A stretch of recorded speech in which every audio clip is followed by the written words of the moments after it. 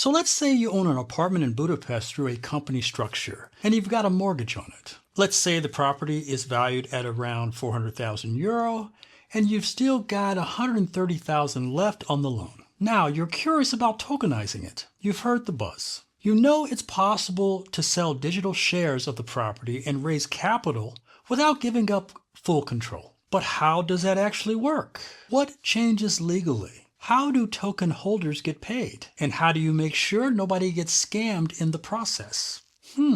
Pretty good questions. First off, tokenization doesn't mean you're putting your apartment up on OpenSea or listing it on Binance overnight. What it really means is that you're creating digital tokens that represent a share in the economic rights of your property, not necessarily the legal title. So, in most setups, your company still owns 100% of the property. But if you create a smart contract, basically a programmable agreement, that says these tokens represent a right to share in the income and profits generated by the asset. That way, you could raise funds without transferring ownership in a legal sense, which is key if you already have a loan in place. Because if your lender doesn't allow changes in ownership, this lets you move forward without tripping any alarms. Now, what about the money side? How do token holders get paid? Let's say the apartment generates rental income every month. That money still hits your company's regular bank account. From there, you have two options: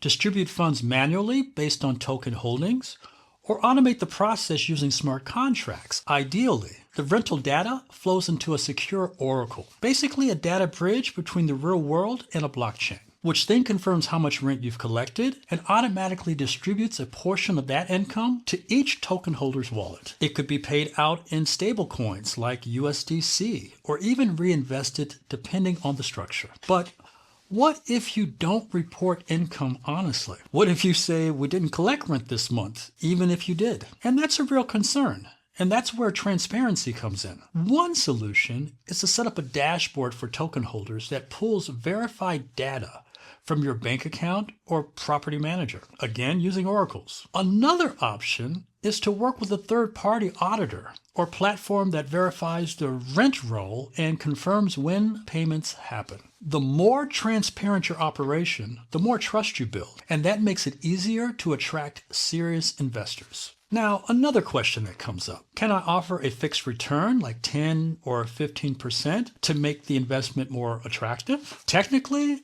yes, but that starts to look more like debt than equity. It means you're promising a certain return no matter how the property performs. That's a great marketing hook, but it adds pressure on you as an issuer. You can also just offer a profit share model where investors get paid based on actual results. Then there's the matter of liquidity.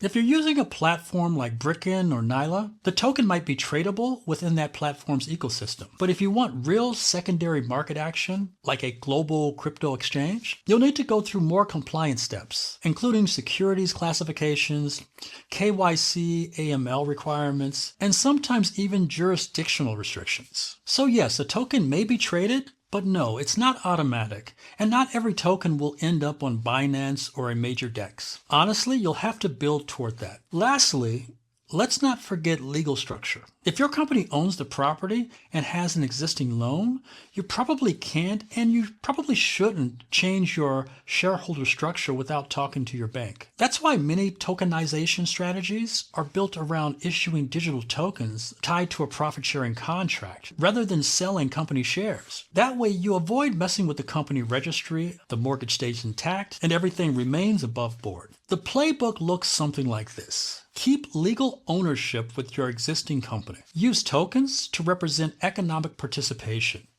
Build a transparent system for reporting and paying out income, and work with a platform that understands local law and international investor expectations. Do it right, and this can be a real tool for unlocking capital and expanding access. Listen, you guys, this isn't a fantasy. This is already happening. But it works only if you build it with clarity, compliance, and trust baked in from the start.